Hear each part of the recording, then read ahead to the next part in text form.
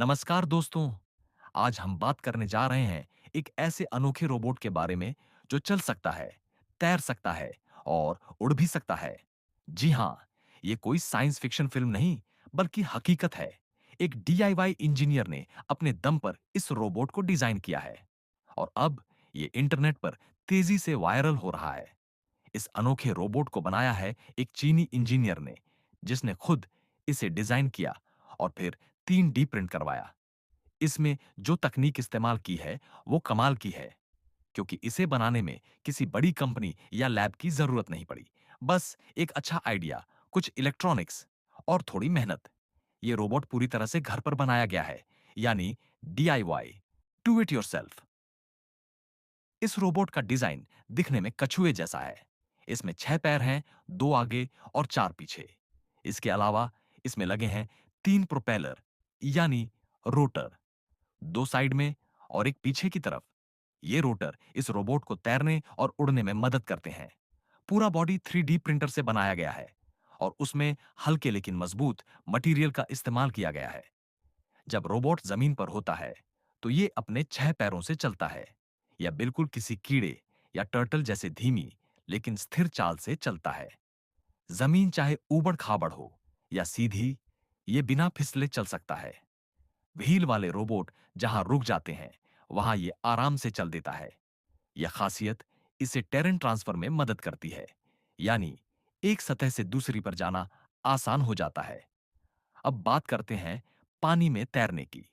इस मोड में साइड वाले 2 प्रोपेलर हॉरिजॉन्टल, यानी आड़ी दिशा में घूमते हैं।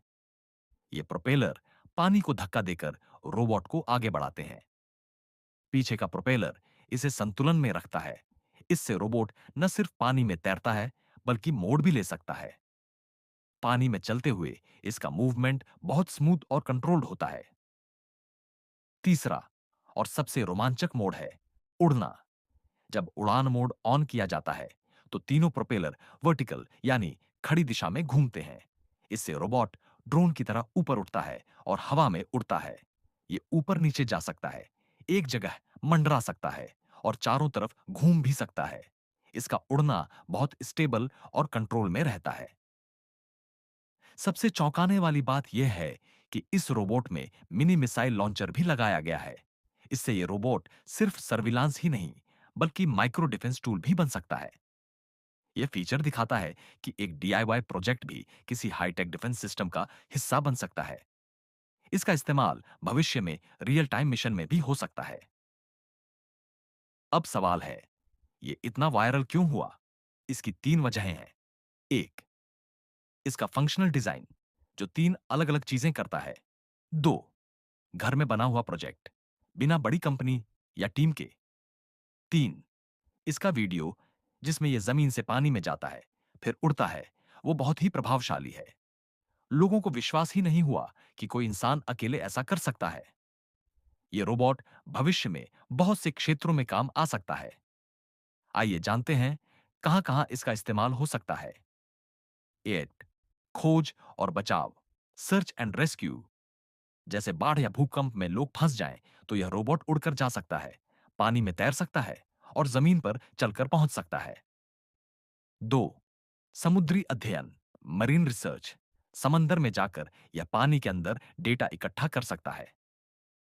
3, इंफ्रास्ट्रक्चर जांच, जैसे पुल या जहाज के नीचे का निरीक्षण, जहां इंसान नहीं पहुंच सकता। 4, सेना में उपयोग। इसमें मिसाइल लगने के बाद यह एक छोटा लेकिन चालाक लड़ाकू सिस्टम बन सकता है।